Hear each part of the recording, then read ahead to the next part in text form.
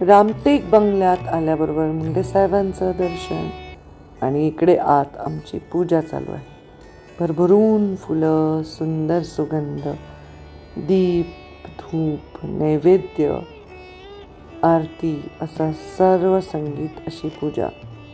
ही सकाळी पूजा करून जेव्हा मी उतरते खाली तेव्हा अत्यंत ऊर्जाने मी भरून गेलेली असते. ईश्वराच्या आशीर्वादाने लोक येतात, वेगवेगळ्या क्षेत्रातली कामं सांगतात, प्रस्ताव सांगतात, अडचणी सांगतात आणि मग त्यांच्या गाठीभेटी करून मी निघते विधान भवनाकडे. विधान भवनात आज खूप बिझनेस नव्हता. आज माझी प्रकृती थोडी खराब होती, खूपच त्रास होत होता. पण विधानसभेचा फोटो होता सगळ्या सदस्यांचा, तो मी केला. काही टंगळमंगळ न करता मी निघाली. साहजिक आहे, रस्त्यात लोक फोटो काढतायत, निवेदन देत आहेत, चर्चा करतायत. मगाशी म्हणाल्याप्रमाणे थोडी तब्येत डाऊन होती.